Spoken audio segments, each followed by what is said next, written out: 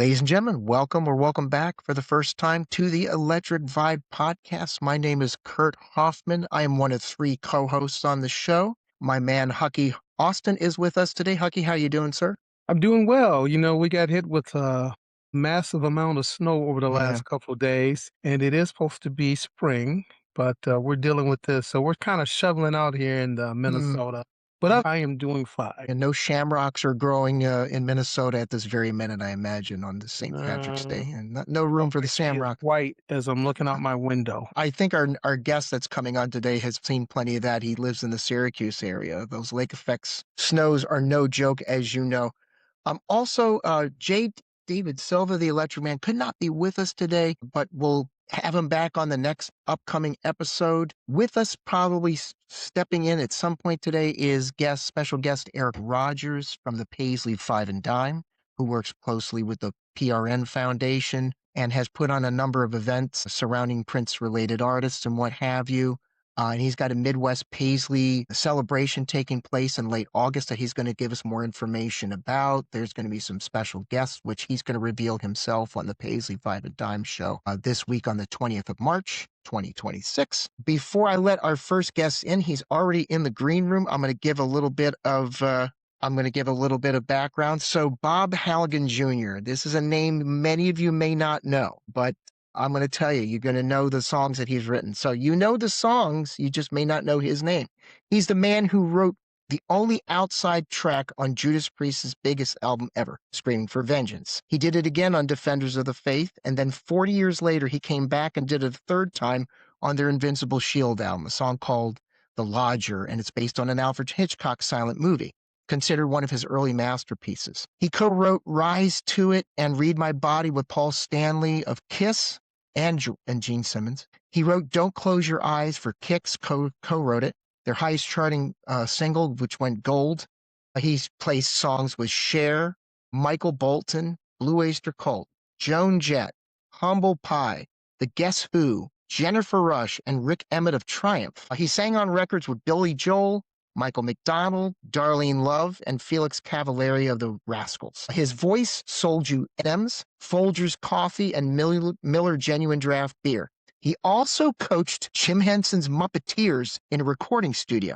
He met and performed for Pope Francis, and I believe, if I recall correctly, he was one of the only Americans to do so at a special event for Pope Francis. He has over 1,100 songs published, 30 million units sold, and 10 gold and platinum records on his wall in Syracuse, New York. When this man finally stepped out from behind the curtain to lead his own band, he didn't go rock. He didn't go pop. He went Celtic because, of course, he did. For nearly 30 years, he has fronted Ceili Rain, that's pronounced Ceili, Celtic rock band built around joy, community, and what Bob calls a downpour of heavenly partiness, which is exactly why there is no better guest on the planet for St. Patrick's Day. Ladies and gentlemen, songwriter, musician, Ceili Rain frontman, and genuine friend of this show, Bob Halligan Jr. Bob, thanks for coming back. This is the third time we've been together on an interview, but first time on the now Electric Vibe podcast. How you doing, sir? I'm grand. I'm so honored to be invited yet again and to see my friend's comely demeanor. That's a good thing, by the way. And by the way, this is a poetic. This is actually St. Patrick's Day, so happy St. Patrick's Day to you, sir. Amen. Amen. Yeah. You like it? Yeah. Yeah. Listen, I was playing your music at work yesterday, and people are asking me, "What is this you're playing?" What's that crap? Actually, I didn't get anybody's negative. One guy said that guy sounds a little like John Lennon. Once again, Bob, you're my favorite. There you go, the Beatles influence. Yeah. So for Hucky, who may not notice, your 2024 Judas Priest song, The Lodger on Invincible Shield. I talked to you about this the last time I had you on. Draws from an Alfred Hitchcock 1927 silent film of the same name. It was his third film, I believe.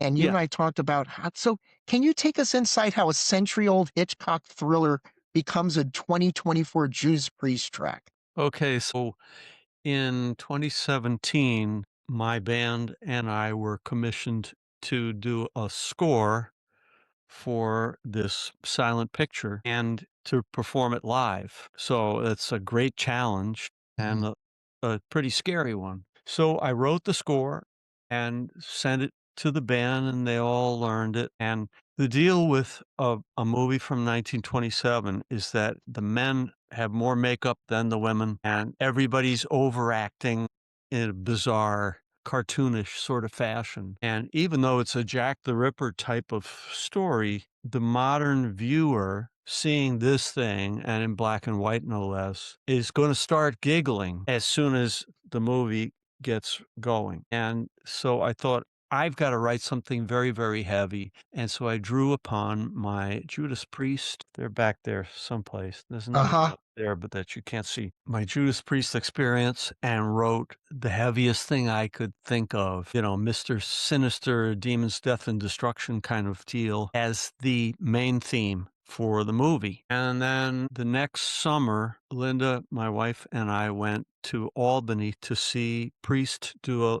a live show. And Rob said, Bob, send us another song. And I immediately thought, I got one started. I thought I could work with the theme from The Lodger and write a complete song with it, which I did. And I used the story of the Hitchcock film as the basis for the lyric, which was kind of a risky thing, because not your normal Demons, Death, and Destruction thing, or a love song or whatever that anybody was doing or asking for. I sent it to them, and they loved it. And it was kind of on, and then it was off, and then it was on again, and then it was off again. And then it did finally end up on the record. So it was a bit of a, I'm making money. No, I'm not. No, I'm not. There was a good bit of that. But those, I've had the only outside songs other than Chuck Berry's Johnny Be Good. I've had the only outside song, meaning not written by them, on Judas Priest albums now 44 years. That's crazy. It's an incredible blessing, and not something, you figure is gonna maintain, but there it is. Kurt, I got a quick question. I just got to Yeah. get in there. So, Bob, I'm looking at your albums in the back here, and I'm just like Yeah. mesmerized, but I'm also envious. And here's why. I had a lot of gold and platinum albums myself, but one time when I went on tour and I came back and I had found out that somebody had stole all my albums and stuff like that. I had a conversation with a really good friend that also was in the music industry. And whenever we go on the road, I mean, you never knew what you were going to come back to. And so those are sad stories. But I'm looking at your albums. Could you just tell me which ones I'm seeing back there? Yeah. There's a Michael Bolton record. I got a Michael Bolton story for you later on, too. Okay. And it was his very first gold record. It was called The Hunger. And I had a song on there called Gina that I wrote with him and the now deceased producer of that record, whose name Kurt will come up with before I do. Keith Diamond. Yeah. It was Keith Diamond, who was 7.5 hours late to the writing session that day, which became night. But anyway, we got the song written and on there. Also on the wall is my Kicks record song, a single, Don't Close Your Eyes, which was gold single. And then the album that's from, which I think was Blow My Fuse. Who else is up there? Kiss, the Kiss album, Hot in the Shade, and Cher's record, Heart of Stone, which I think it did around 5 or 6 million around the world. And there's another Cher one that I don't have, and I've been trying to figure out how to get it. And don't nobody call me back, yo. It's like, it's such a pain. But anyway, and then there's Helix record, and that's Canadian gold. They're a 1/10 population, so if you get 100,000 up there, it's platinum. So that one I think is double platinum now. Maybe it's called Walking the Razor's Edge, I think. Kurt's go, he knows the deal better than I do, so he'll make corrections as we go. Yeah, so I guess that's it. And then I got another Judas Priest one over there. That was the first one I ever had, the album Screaming for Vengeance, and I had a song called Take These Chains on there. So that was 1982. Bob, can you take us through that story behind that song and the artist that originally might have recorded it? I just love hearing that. I was in a group that was called Pictures, and we got signed to a publishing company, United Artists Music, and we all moved to New York City from Syracuse in 1981. And in late 81, I realized I always felt I could write all different styles and hadn't yet quite had the chance to prove it. So the song plugger for United Artists Music was a woman named May Pang, who was John Lennon's girlfriend during the 18-month period that got condensed into being called The Lost Weekend, 18 months long. And she knew everybody through her association with John Lennon, knew everybody in the business, and has a great song sense. And to this day is a great friend, a wonderful person. But she was not terribly impressed with my songwriting to that point. So I gotta shake this up. So I called her on the phone, 12 noon on a Wednesday. May, Bob Halligan from Pictures. Who are you looking for songs for? And she said, well, Ian Lloyd from Stories. They had a record. Louie, Louie, Louie, Louie. Oh, Oh It yeah. yeah, was yeah, yeah, out yeah, yeah. in the Sure. 70s, right? Yeah. So that guy, and she knew our song Full Moon. She said, like your song Full Moon, but harder. Write a song like Foreigner. So she gave me really good information, you know. And I hung up the phone. I went to the piano. Ging, ging, ging, ging, ging. My keyboard's over there, so I won't trouble you with that. I write the song, get on the F train, get into Manhattan from Queens, and at 3:30 that afternoon, I'm playing her note for note and word for word the song that's on that platinum record. Famously, for me anyway, I played it for her and she said, "I like that. Now that I like." Because in other words, all your other stuff was crap, but now that you're listening to me, you're getting it. So, not really that, but, she was suitably impressed, and that was the whole push of my phone call. So, a few days go by, and she calls me up and says, "John Waite from The Babies, who did I'm not missing you at all since you've been gone away," and, wants to do the song, but he wants to change the lyrics. Okay, so we have this lunch meeting, and I've got my book bag and my raincoat, and I'm a Syracuse geek guy coming off the subway, and here's May Pang, John Lennon's girlfriend, and John Waite with his ascot and his cool spiky haircut and his great British accent. He says, "Well, Bob, I really like the song, but I'd like the lyric to be more bland." And being an American, you're telling me bland? That sounds bad. That sounds like we're going backwards now in the wrong direction. Bland means with no flavor. So why would I do that? And even though I'm the Huckleberry from Syracuse with his raincoat, later on I said, May, I'm not doing it. And part of it, I was kind of PO'd that he paid me no heed whatever at the launch. He was much more interested in, of course, May Pang. So I said, May, I'm not doing that. Not doing it. Another week goes by, phone rings. Bob, are you sitting down? I will. I'll sit down. Judas Priest wants to do your song. And I didn't know if that was a swear word or what it was. Actually, I was aware of such a thing, but I didn't really understand it. I said, that's a heavy metal band, right? And she said, yeah. I said, well, wrote the song on the piano. They don't have a keyboard player. She said, let them worry about that. They'll figure it out. Don't worry. Boy, was she right. And they made it much more hideous than I had imagined it to be in a great way. They improved upon the song when they recorded it, and it came out, and it wasn't a big hit for them, but it was on their biggest album. And then my wife, as wives tend to be a lot smarter than I am, said, write them another one. They may not record it, but they'll at least listen to it. So then I wrote the tender love ballad called Some Heads Are Gonna Roll, which became the hit track from their next album. And then I was off to the races. I then became the heavy metal song doctor, and it was kind of a good thing. And You there's know, that story. well, if I could, I want you to take me back to early childhood or whenever you got connected with music. But what drew you? I've heard these different stories over the years on how musicians and how writers, how they got connected with music. Really would love to hear your story there. Yeah. Very simply, had piano lessons as a kid, learned the guitar at 13. Catholic boy playing guitar at folk mass, and the music teacher saw that I could transpose. If the song needed to be in a higher or a lower key, I didn't have to have a fresh chart and go through a whole lot of 101 stuff to play the song. And I think this is what he observed when he said to a classmate of mine that Bob Halligan, he's a musical genius. So this remark was passed to me by my friend Chuck Hardy. Bob Halligan, Chuck Hardy sat right behind me. Hey, Kent Renson thinks you're really sharp.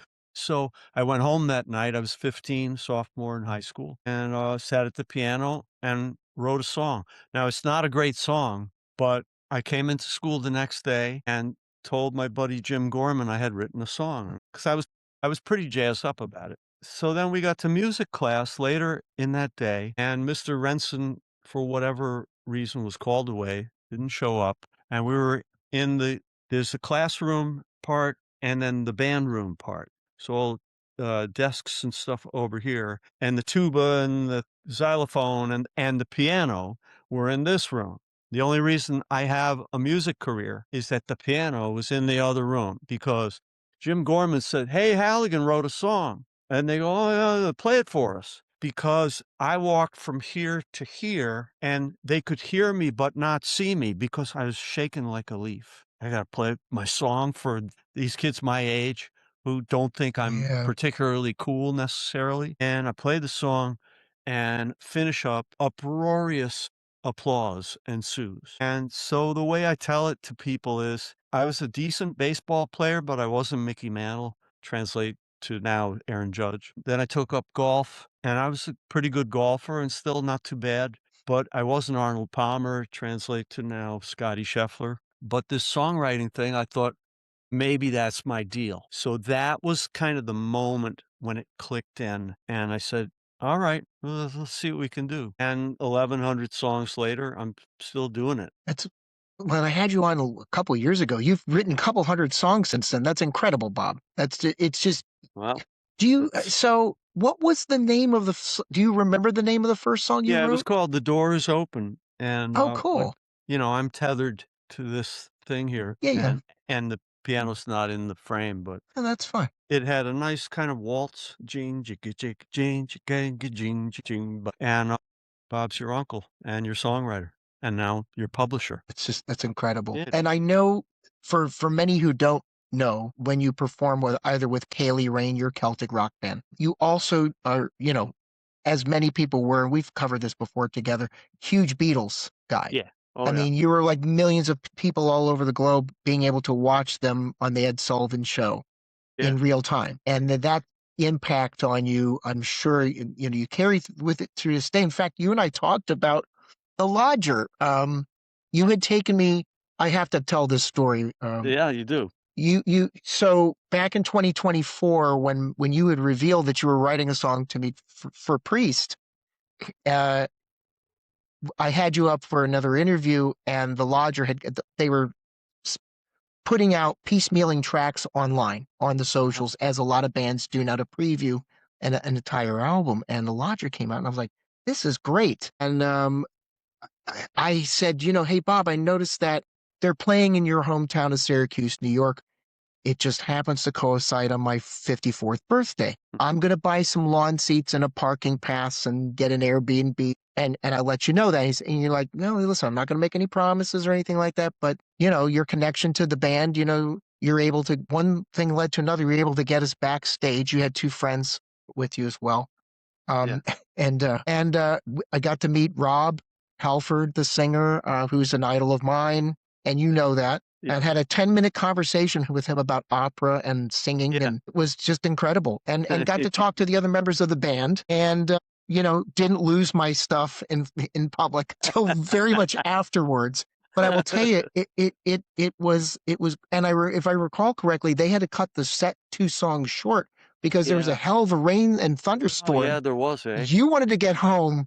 I mean, listen, it's like, Kurt, it's a little past my bedtime. I'd like to go. I said, and your friends were like, well, let's just run down to the VIP lounge that we have access to, wait out just one of those lake effect storms that blows over in about 10 minutes or so. Then when that blew over, I took you back home, went to my Airbnb, and that, as they say, is that. But the fact that the tools of communication and podcasting and all that's brought our universes Yeah, together like that, and you beautiful blessing. really it is.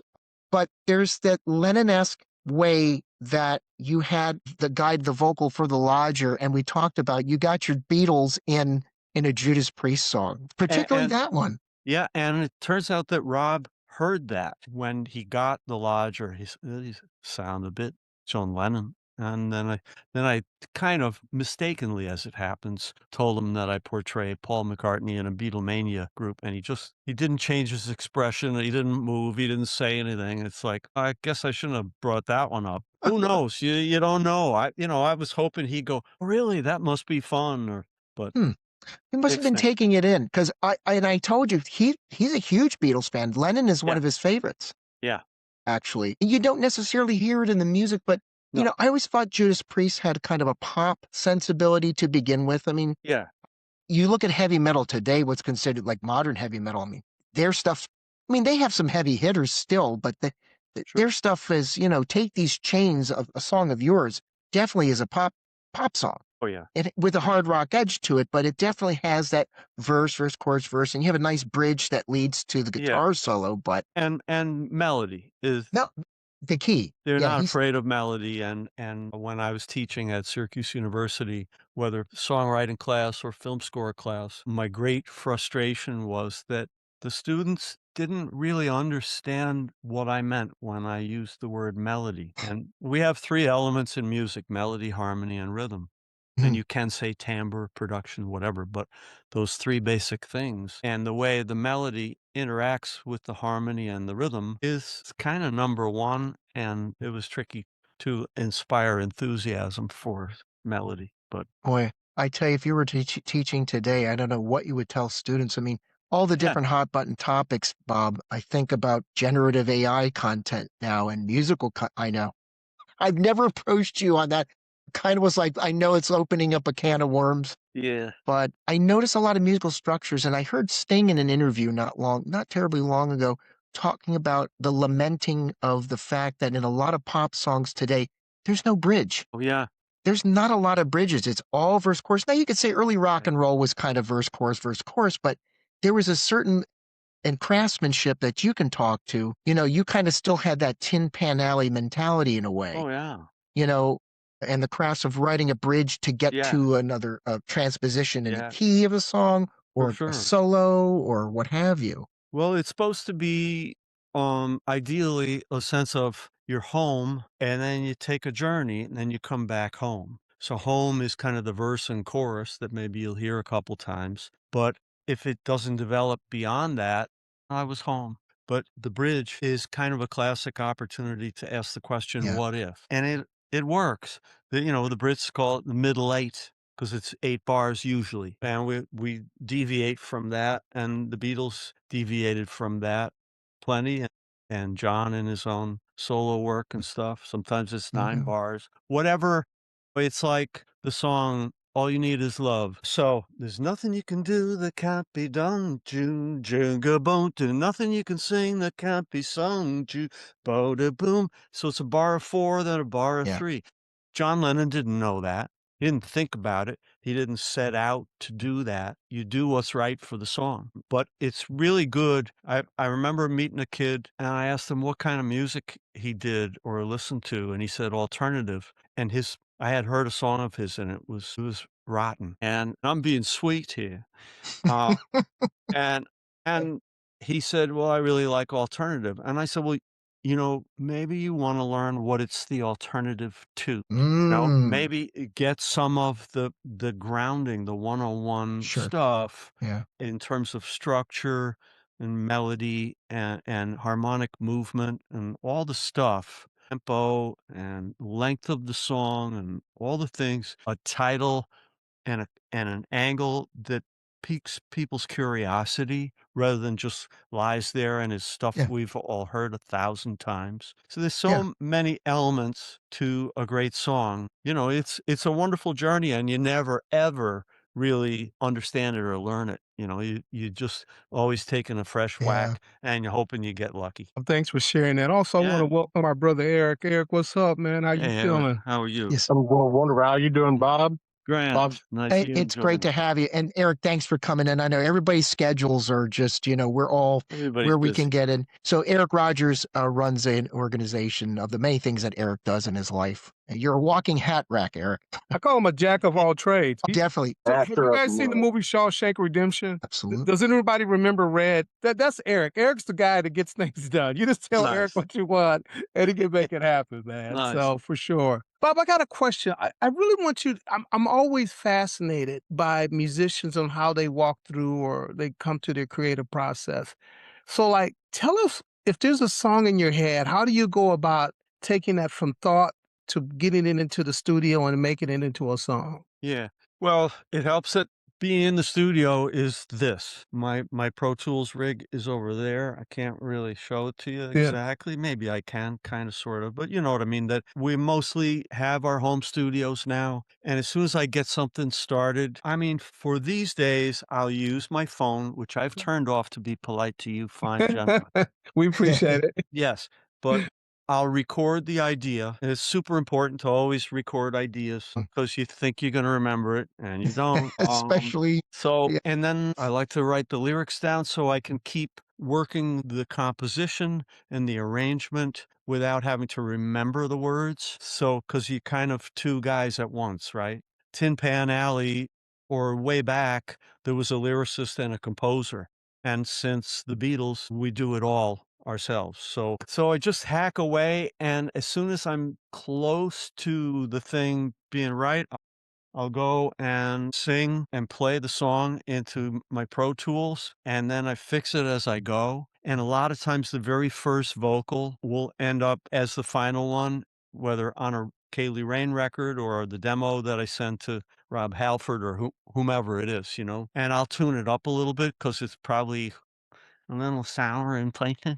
But I like that initial outburst, that initial puking out, I like to say, of the idea before you can get your brain into it and put your editor cap on forward and be sober and talk yourself out of something neat that was great and was the tender moment that needed to be left alone. What do they So, call it, Bob? Paralysis by analysis? yeah, That's what absolutely. Quincy Jones used to call it. Yeah. Don't overthink it. Just, Yeah, and we do need to bring in the editing cap at a certain point because they say writing is rewriting, and not everybody takes that tip, but it's really a needed thing. It's really great, I think. All the Beatles understood, try to do the complete song in your first sit down, your first attempt, because you'll never capture that mood and that moment again. But the next day when the drugs wear off or whatever it is, the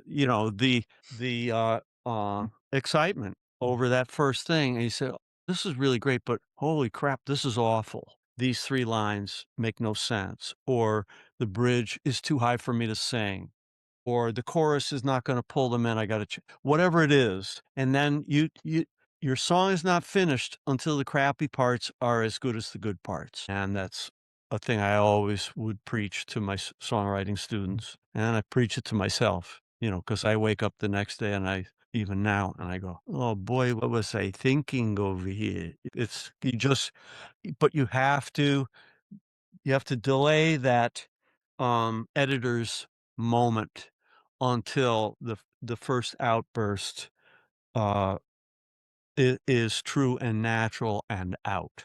yeah. Question I have on the Yeah, as far as Eric. writing part. When you're first going into recording and you got lyrics, the idea written, couple fold question: do you typically write a melody arrangement at first, or do you write lyrically, or do they hit in different inspiration? Well, the melody, the way I teach melody is if I would get students, it's a long story, but anyway, I get them to create a sentence and then I'll write a melody to it. And I ask them how I did it. And sometimes they don't get it at all. But the whole point is that you sing it the way you speak it. I'll show you had something I could read here. Okay. Excellus Blue Cross Blue Shield. Did you hear the notes that I spoke? Okay. So if I don't sing it kind of like that and I put the emphasis on the wrong syllable, you dig? It's not going to sound like English. And a song is a communication of a feeling, of a desire to make them dance, make them sing, make them call their mom and say, I'm sorry, whatever it is. And if it doesn't come across as Excellus Blue Cross Blue Shield, Excellus Blue Cross Blue Shield. If, and I've written some jingles too, and that's when Yeah. you really learn that art. Because if it doesn't sound like the product you're trying to sell, on that first listen to the audience, whether TV, radio, whatever it is, they don't know what you're talking about, and they sure don't want to buy it. But And so the flow of the syllables kind of where the melody is. And like a good neighbor, we all memorized it. I was just going to sing that one, and that's Barry Manilow. Yeah, I know. Like a good neighbor, State Farm is there. I think Luther Vandross also wrote a couple. I think Reach Out and Touch Someone was his as well. Yeah. Interesting. Yeah. Can we talk about that for a second? I love that. And you talk about something, and guys, I think we can all agree. I miss the days of commercial jingles on television. Now, AM radio stations, news radio stations on, the traffic on the fives, blah, blah, blah. You'll hear those style of jingle writing still because they know that age group grew up with that. What was the difference between writing one of your songs for another artist, you put on that hat of, trying to versus writing a commercial jingle? What were the what main differences? I mean, it's very similar, right? Because you're doing that same thing in each case. You're trying to get a message to people in a hurry. In a song, you've got 2.5 minutes, 3 minutes, whatever it is.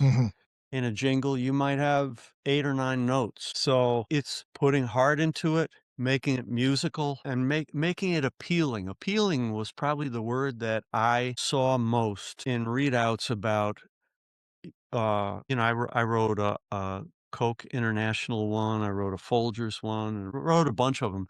And I wrote a whole bunch where the demos were submitted and they said no. Thanks, but no. Plenty. I was rejected many, many times to get the few that I got, right? But the word appealing was almost always in the thing that they were using to instruct potential writers. And, warm, inviting, memorable. And so the best test for all that is for memorable is if you go and take a pee and you come back and you can't remember how it goes, it ain't memorable, so you can really test it with yourself. You can try it with other people, but maybe just because I've done it so long, I'm used to the idea that if a song or a jingle or whatever it is isn't floating in my consciousness and kind of taking over my brain, it's probably not that great. I'm not done yet, But if I'm humming a song and and it feels like a hit and I go, wait, that's the one I wrote for Priest, then I know I've got one. So but they're very, very similar forms in that but a jingle is like a song just shrunk down to like a good neighbor, State Farm is there. You got to get the whole thing, and with like NBC, you can hear the way the chords are moving behind that. Yeah, I'm on a 5 chord, then to the 1 chord. So it's stuff like that where if someone just sings it and there's no accompaniment at all, there's no guitar, there's no piano, no drums. If you hear the chords from what little the person sings, then you've got one. If it just kind of meanders around and isn't the Beatles were freaking genius in writing songs. Like one of my favorites is a song called No Reply. So we're on here's the 1 chord, but that's the 3rd and the 4 chord, that's the 3rd and the 5 chord. I mean, it could have just gone just fine, but I'm not hearing the harmonic movement. I could create one that's okay, but in that melody, I'm told all the information that I need because they understood somehow it was a God-given thing, a gift that those guys had, that the great songwriters have, that the thing that you sing makes you hear all this other information. Some of it is emotional, some of it is just plain musical, but there's a lot of arithmetic involved in music. And I had students by the dozen bridle at that number. Math, what are you talking about? It's feeling. Yeah, well, feel this if I just sing this note around and around and around and around. What are you feeling from this, you schmuck? Not a lot, right? But if I go body da ba da boom dee, I saw the light in your cup, boom. Then you go to this chord, I saw the light, boom. It's heartbreaking. So there's emotion, but you get there by all different means. And, the craft of it, I can go on and on and on, and that's what I'm doing. I'm sorry. I No, apologize. you taught a Beatles course, for God's sake. Yeah. Listen, I can't talk to you without Beatles coming in somewhere. Yeah. It's a part of your DNA as much as, many Sure musicians, enough. Sure enough. you know? Yeah. Yeah, they were kind of good. They're all right. They're all right. Hey, they influenced the Prince album. I mean, or more than one, Yeah. I mean, Around the World in a Day. Are you familiar with that, with Raspberry Beret and all I that? mean, I love Raspberry Beret. I mostly just know the hits, so That's I'll okay. be punished for that, I'm sure. But Well, that's all right. whether upstairs or from you guys. Bob, can you tell us about your time with Michael Bolton? Yeah. Yeah, go ahead and tell us a little bit about that. Oh I'll yeah, see. thanks, Huck. Oh, Really yeah. great, really, because I was marked as a heavy metal hard rock guy, and if I would write something that said, I have poetry in me, people say, yeah, give us the rock stuff that you're good at. Nobody wanted to hear you. We get typecast in life. And so I was writing with a British guy named Martin Briley one day in his apartment on 87th Street in Manhattan. And we finished our writing session, and I went down to get in the subway, and I realized, oh crap, I forgot my address book. I left it in Martin's place. So I go back to his place, ring the bell, and I go up, and he's got his next customer, if you will. Michael Bolton is the next songwriter working with Martin Briley. And I was aware of Michael from MTV. He had a song called Fool's Game that I thought was great because he was like a combination of Lou Gramm from Foreigner and Ray Charles. Like he had so much soul in Yeah. his voice, Mhm. and I complimented him on that. And he had heard a song that I'd written with Martin called We Could Be Giants.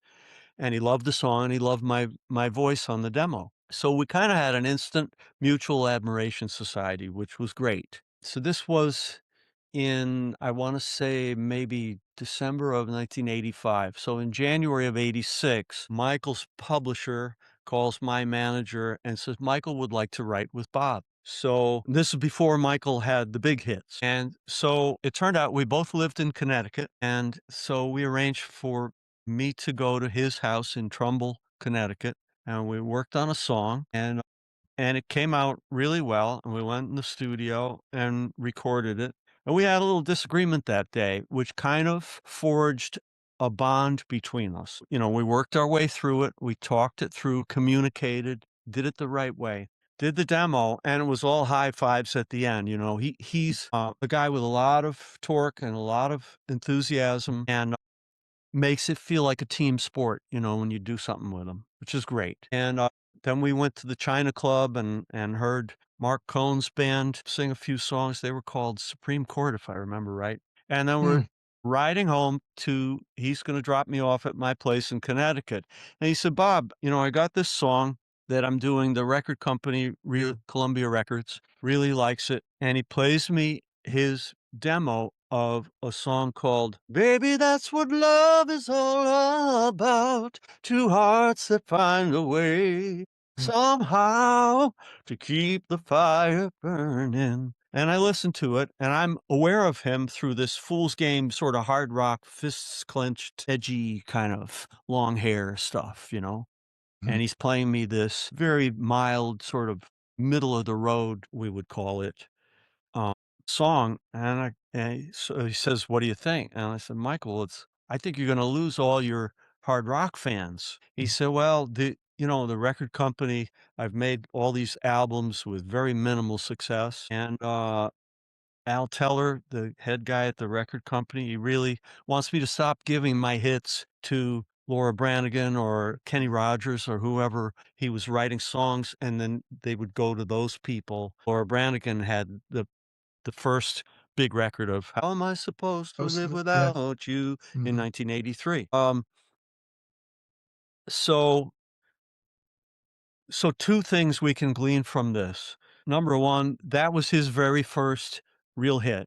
And number two, if you need an A&R man for your record company, don't come to Bob Halligan Jr. because he doesn't know the right song for the right guy in the right moment. So thank God he didn't listen to me. I wouldn't have expected him to really, but it turned out that doing those kind of songs was somewhat in his lane, if you will. I heard you say you played golf earlier. Did you ever play golf with him? We never played golf.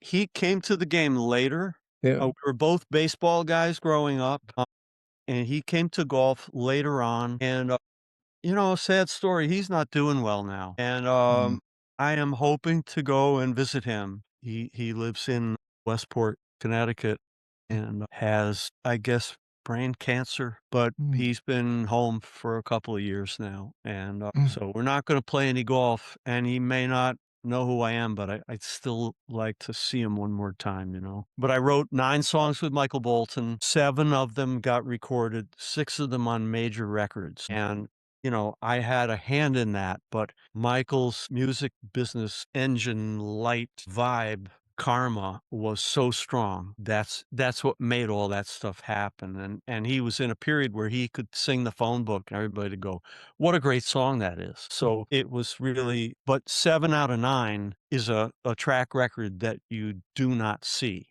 other than with, the absolute upper echelon people. So it was an incredible blessing for me. He heard in my song, Some Heads Are Gonna Roll, that it was a pop song done by a hard rock band, like Kurt said about the other Priest song.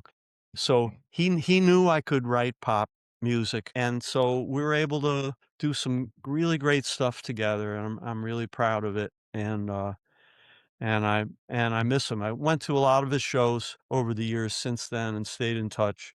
So I, try to keep him in prayers. Yeah, we're always wishing the best for him. I have a friend that did security for him for years, and they both played golf a lot. And my friend also worked for Prince as well too. And so Cool. when you work with Prince, it's easy to name drop. You can go to a restaurant or anywhere and say, "Hey, I'm with Prince," and right away, get accommodated. True. But he said that when he would work with Michael, he would go to all these fancy golf courses, Bob, and he would say, "Well, I'm with Michael." No, he said Michael would tell him, he's like, okay, he said, just see if you can get us a tee time at these amazing golf courses. He said, just tell him who I am. So he was like, okay.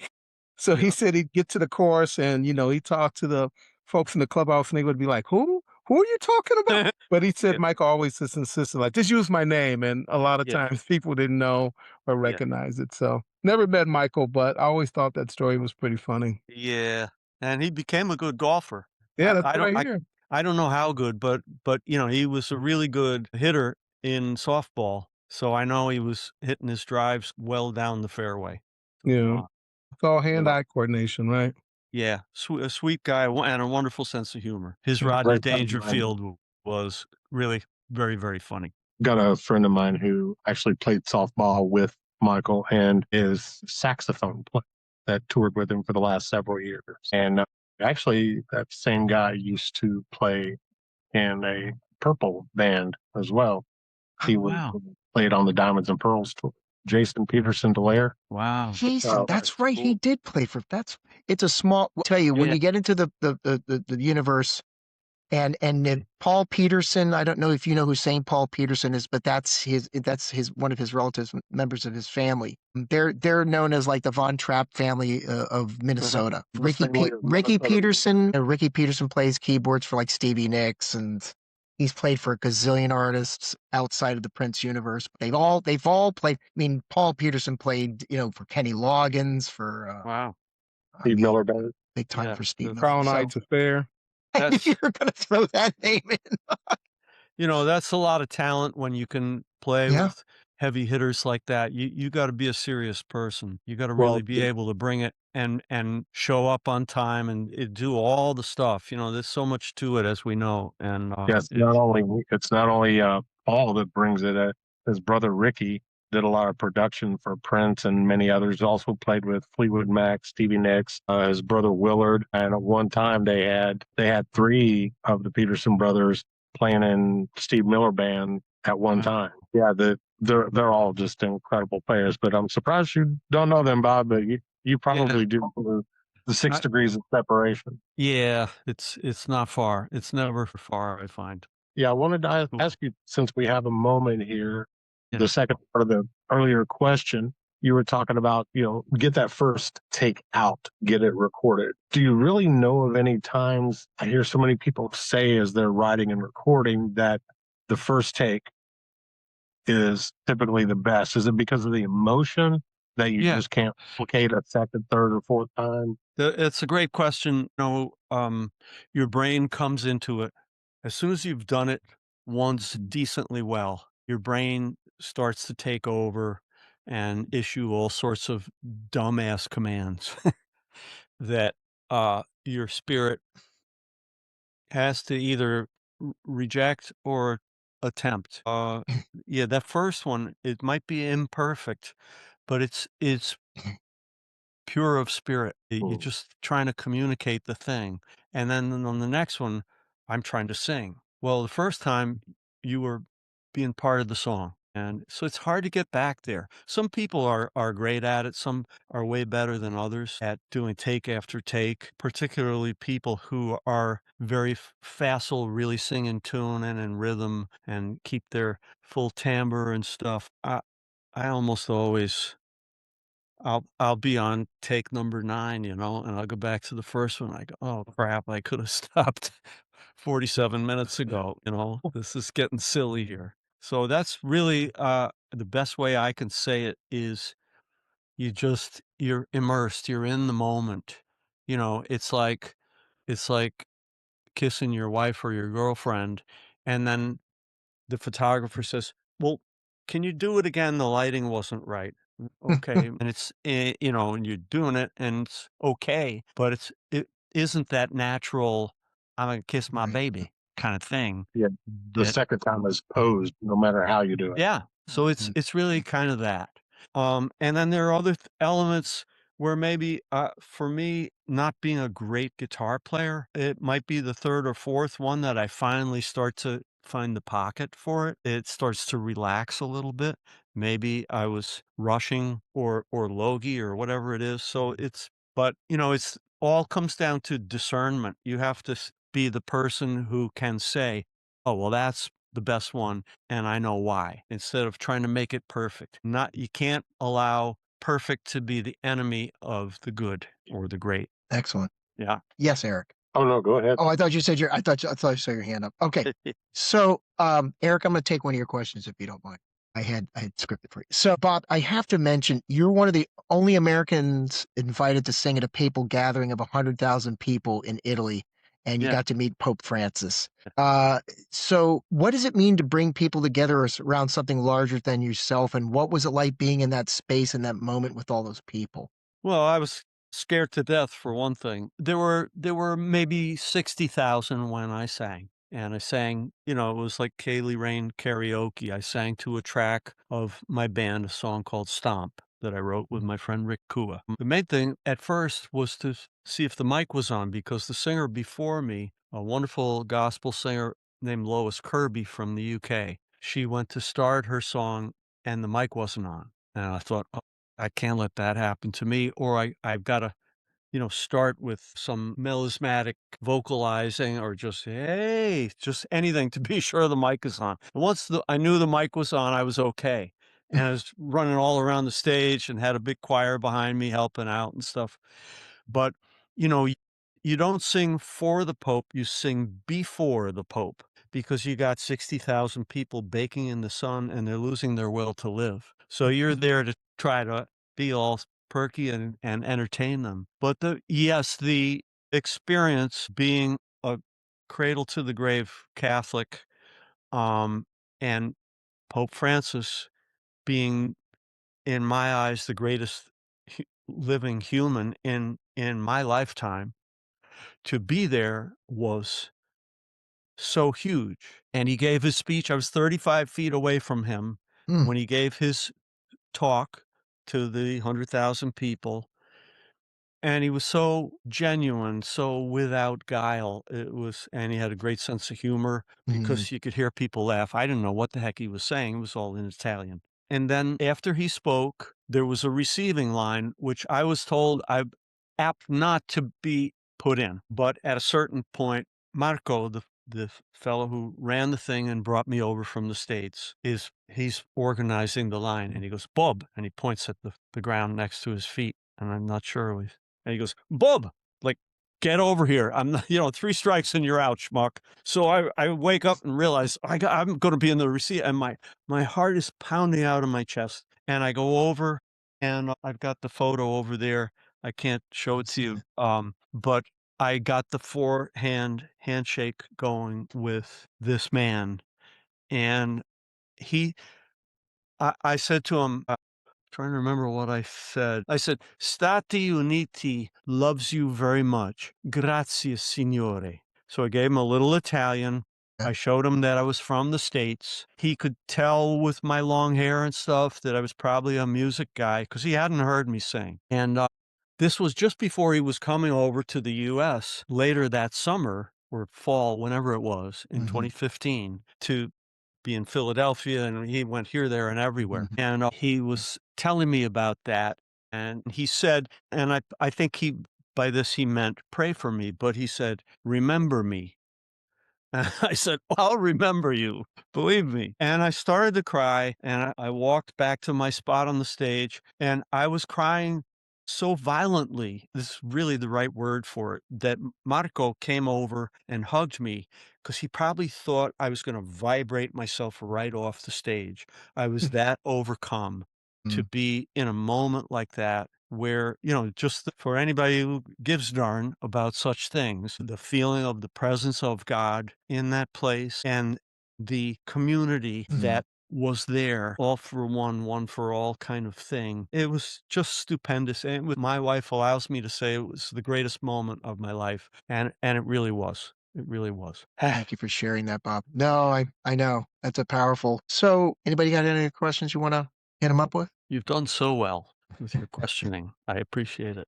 Right? Oh, no, it's so you spent 12 years teaching at Syracuse University, Yeah. right? You wrote, you have all these stories behind the songs that you wrote, right? So teaching, what's a lesson about songwriting that you've never seen written down anywhere? I mean, there's something that just nobody really thinks to put down. Yeah, well, I don't know that I can come up with one that is entirely original. I soaked up a lot of it through Maybe a lesson that's not. osmosis and reading songwriting books. Sing It the Way You Say It is one. I believe this was in a book, but I think it's important. A song is your chance to tell the world something you think it doesn't know but should. All you need is love, whatever it is. But not every song has to be We Are the World, kind of some political, some document of faith or purpose or humanity or whatever. Sometimes you're just trying to make them dance. But if you do it, authenticity, sincerity, people, you can't fool people. So it has to be you. But, I don't think I'm saying anything that hasn't been said by smarter people. So I just try to stumble along and learn it and teach it the best I can, Well, speaking for everyone that has emotions, everyone deals with them and consumes music on a consumer basis, but those same people have feelings and putting them out. How would you give advice to young people who think that they have some talent and they want to get into being a lyricist or getting into songwriting? How would they? What are the first channels that they go through for finding a path professional? Well, the professional part, I don't know. I can speak well to that right now because I don't, I'm so removed from it as far as, do you put your song on Spotify or TikTok and all of this? I don't really speak teen talk and stuff. I'm no good at that. But here's the 2 things that I would say. Number 1 is the audience that you have to please is yourself. If you don't love the song, why would anyone else give a crap about it? So that's number 1. You have to feel that it's done and it's done right and you're proud of it and you can't believe somebody else wouldn't love it the way you do. That's number 1. But then you have to test it out. And the best way to test it out is to play a show, play it for people. But if you play a show and people the audience looks to the side or takes a sudden interest in their shoes or doesn't smile, won't make eye contact with you. There's a whole body language thing that we can read. We may not want to read it if it's not good, but it's there. And I always tell people, get out. That's how you test and see if the thing that you love is going to work for other people too. And sometimes you have one that you like, okay, you play for people, they go, oh, that's great. And then there'll be another one that you think is the best song ever, and nobody gives a darn. You got to find out, but you have to start by knocking yourself out and saying, wow, I can't believe I did that. To piggyback on that, Yeah. of all the songs that you've written, what's the one that you think has not been properly heard yet, and one that deserves more than it's gotten? Okay, well, I do have this song called Thanks that people love, that I've done at weddings and funerals and anniversaries, and I've tried to it's my version of Paul McCartney's Yesterday in this sense. I woke up with it, and I didn't have all the words, but I had the whole tune, and it was just there, and I went downstairs to the piano and found all the notes and the chords and everything, and it's a song of gratitude, and it works in many, many settings, and it could be a career-making song for somebody. Now we're going back to this thing of why is it often the first take that gets used? I've tried 47,000 versions of this song, Thanks, and it's so hard to recreate the version that I can do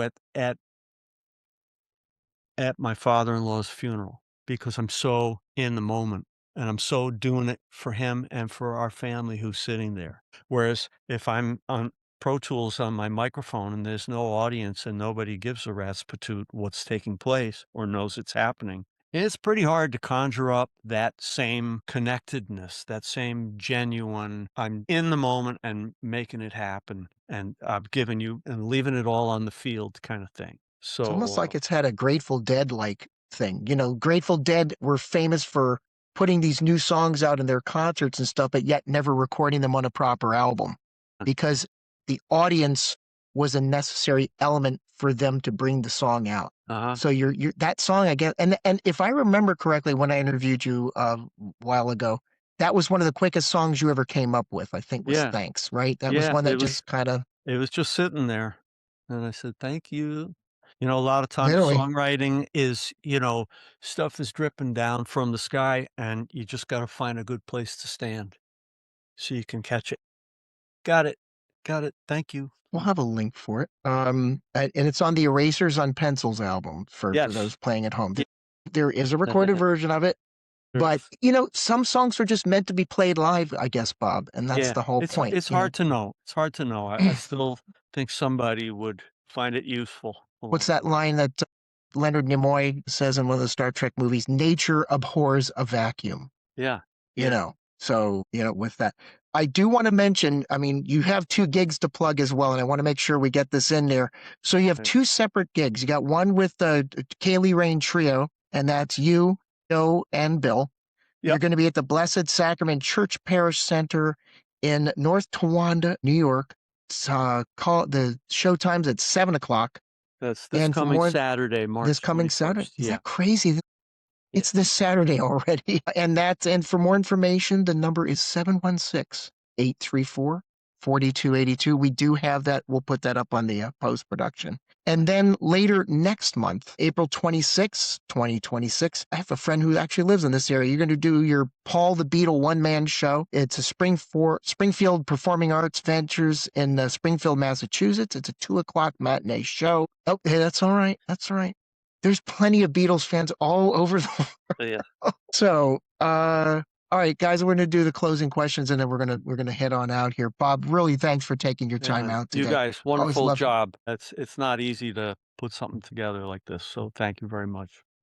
For the guy, I think for the guy who was there backstage with you, Judas Priest, which song are you most proud of that the world still doesn't know is yours, that you've written for a major artist? Like a song wow, it's a great song. I didn't know you wrote it. Yeah, jeez. I'm putting you on the spot. Yeah, I don't know. Some of them aren't that great, to be honest. Like one thought that came into my head was the band Helix up in Canada did a song of mine called Rock You. Yes. You know, which is, it is what it is. It was a huge hit for them in Canada. I once got free rental gear by saying I was the guy who wrote Rock You in wherever that was, in Calgary, Alberta. Oh, You know, it's, yeah, that Some Heads Are Gonna Roll was one of the Judas Priest ones, and that guy that night, as you say, didn't realize I had written that, and when, you know, I rose in esteem in his eyes when it came out, you know? But,